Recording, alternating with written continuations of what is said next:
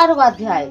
ऋषि बोले, हे सर्वार्थिक वित्तमी सूत जी, बंधन और मोक्ष क्या है? सूत जी कहते हैं न लगे, हे ऋषियों, मैं बंधन और मोक्ष के उपाय कहता हूँ। ध्यान से सुनिए। प्रकृति के 8 बंधनों के कारण ही आत्मा को जीव, ध्यान से सुनिए, प्रकृति के 8 बंधनों के कारण ही आत्मा को जीव संज्ञा हुई है। इसी से छुटकर वह मुक्ति को पाता है। प्रकृति के आगे बुद्धि और बुद्धि के आगे गुणात्मक अहंकार और पंचतंत्रात्मा, यही सब 8 प्रकृति है।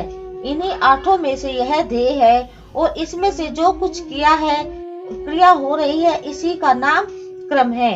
फिर कर्म से देह इस प्रकार बारंबार होते हैं। स्थूल, सूक्ष्म, कारण और ये 3 प्रकार होते हैं। स्थूल व्यापार करता, सूक्ष्म इंद्रियों का भोग करता तथा कारण शरीर आत्मा के उपभोग के निमित्त है। कर्मों के द्वारा ही यह पाप पुण्य भोगता है और इन्हीं से सुख दुख की प्राप्ति होती है। हे, इस काल में यह जीव कर्म रूपी डोरे से बारंबार बंधकर कर्मों से तीनों शरीर सहित चक्रवत सदैव संभ्रमता रहता है। दूर तो तब हो जब चक्रवर्ता करता पूजन करे। 8 प्रकृति की ही 8 चक्र है। शिवजी इनमें परे हैं। वह चक्रकर्ता है, वही 8 को वश में किए रहते हैं। वे शिवजी की सर्वग्र, निष्प्रह और परिपूर्ण है। उन महर्ष की अनंत शक्ति को वेद जानता है। उनकी प्रसन्नता के लिए शिव का ही पूजन करना चाहिए। जो मन, वचन, शरीर और धन से बेरलिंग या भक्तजनों में शिव भावना करके उनकी पूजा करता है, उन पर महेश जो प्रकृति से परे शिव ही निसंदेह आवश्यक ही प्रसन्न होते हैं। फिर तो प्रकृति प्रयत्न संपूर्ण कर्म उनके वश में हो जाते हैं और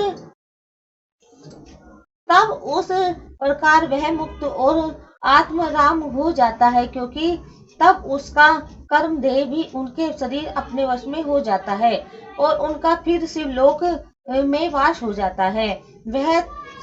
तब वह शांब के समीप हो जाता है और शिवजी की समानता को प्राप्त करके उनमें महाप्रसाद का लाभ से उसकी बुद्धि अपने वश में हो जाती है। इस प्रकार शिवजी का मानस ऐश्वर्य बिना यत्न के ही प्राप्त हो जाता है, जिससे सर्वज्ञता आदि ऐश्वर्य सब कुछ उन्हें प्राप्त होता है। उसी को वेद शास्त्रज्ञ साजुष्य मुक्तेश्वर मुक्ति भी कहते हैं। अतएव शिवजी को प्रसन्न करने के लिए शिवजी की पूजा करें, शिवजी की क्रिया, शिवजी का तप और शिवजी का जप करें। जब तक सो न जावे, शिव के ही ज्ञान, ध्यान और उनके नामाधिक अभ्यासों में लगा रहे और मृत्यु प्रयत्न ऐसे ही समय व्यतीत करें। पहले कहे हुए मंत्रों में द्वारा पुष्प चढ़ाकर शिवजी की अर्चना करें तो मंगल में प्राप्त हो। इतना सुनकर ऋषियों ने कहा कि हे सूत जी, अब लिंगादिक में शिवजी की पूजन विधान बतलाइए। सूत जी बोले, हे ब्राह्मण सुनिए, मैं तो लिंगा देवा पूजन विधान कर्मशः कहलाता हूँ, प्रणव कहलाता लिंग हूँ, जिसमें सब मनोकामनाएं पूर्ण होती हैं। वह स्थूल भी है और सूक्ष्म भी। उसी को पंचाक्षर भी कहते हैं। उसकी पूजा की ही मोक्ष है। इसके अतिरिक्त पुरुषार्थ से और प्रकृति से भी बनाए हुए बहुत से लिंग हैं, जिन्हें शिवजी ही जानते हैं, अन्य नहीं। किंतु पृथ्वी विकार से मैं 5 लिंग कहता हूँ। स्वयंभू लिंग, बिंदु लिंग, प्रतिष्ठित लिंग, 4 लिंग और गुरु लिंग। जो लिंग किसी देवता या ऋषियों तप से पृथ्वी को फोड़कर वहां स्वयं निकला हो, वह स्वयंभू लिंग कहलाता है। उस लिंग की पूजा करने से स्वयं ज्ञान की बुद्धि होती है। इसी प्रकार स्वर्ण, चांदी और पृथ्वी आदि की वेदिका या लिंग को प्रणव मंत्र से पत्र पर लिखकर उसकी प्रतिभा और आह्वान करे तो वह बिंदु नाद में लिंग स्थावर और जगम में रूप शिव दर्शन के योग्य है। ये तो जिसमें शिव जी का विश्वास हो उसमें ही फल देता है। विधि पूर्वक लिंग को सुपुष्ट पात्र में रखकर पृथक ग्रह में स्थापन करें और नित्य पूजन भोजन निवेदन करें। यह गृहस्थ लिंग के लिए उचित है। निवृत्त हुए जनों को सूक्ष्म लिंग का ही विधान है।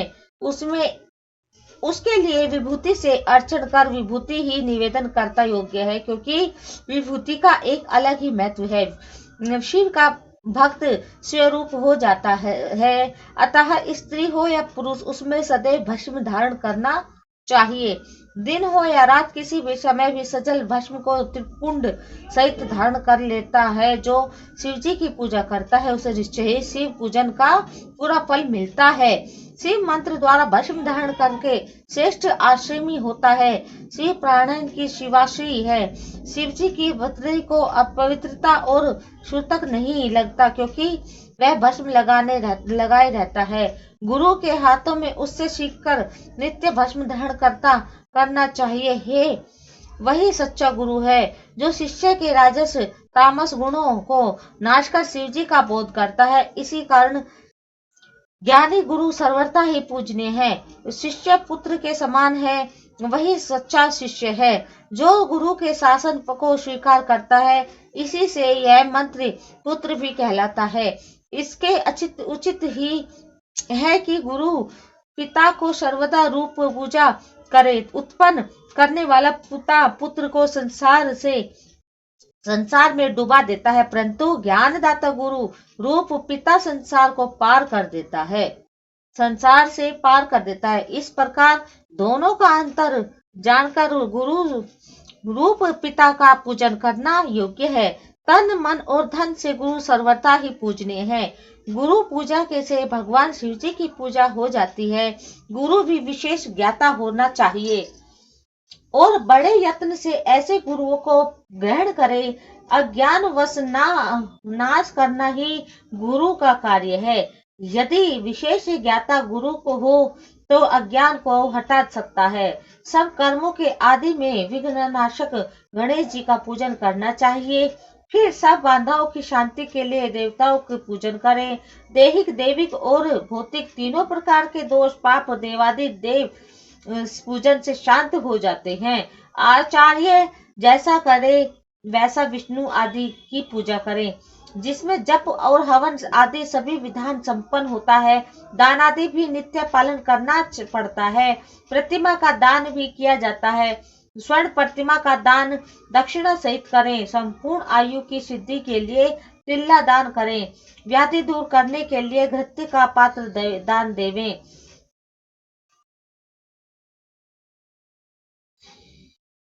हजार ब्राह्मणों को भोजन करावे। दरिद्र हो तो गो को भोजन करावे, अर्थात अथवा और भी धनवा भाव हो तो यथाशक्ति भोजन करावें। भूत आदि की शांति के लिए भैरव जी की पूजा करें और सबके अंत में शिव जी का महाअभिषेक करें और उन्हें नैवेद्य समर्पण करें।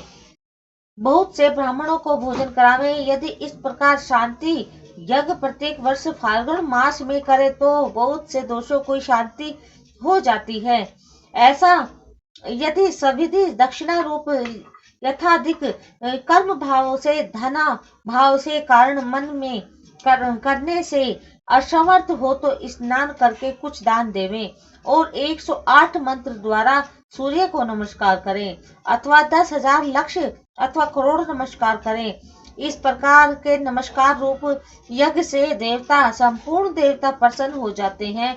फिर भी इसी भगवान से इस प्रकार प्रार्थना करें कि हे शिव जी, आप सगुण और प्रकाश में हैं। आपके स्वरूप में मैंने अपनी बुद्धि अर्पण करती है और जो कुछ भी मेरा है वह सब मुझे सहित आपका है। मैं अपना देह मैं नन हूँ। हे प्रभु, आप महान हैं और आपका होने से ही मेरा स्वरूप शून्य नहीं है, क्योंकि मैं आपका दास हूँ। इसी प्रकार की प्रार्थना कर नमस्कार पूर्वक आत्म यज्ञ की कल्पना करें और आश्चर्य एवं गुरु जैसा बतलावे वैसा पापनाशक विधान करें। शिव धर्मों में पद दक्षिणा सबसे श्रेष्ठ है। क्रिया से युक्त जपने से प्रणव ओंकार ही पद दक्षिणा है। जन्म और मरण ही माया चक्र है और इसी को शिव का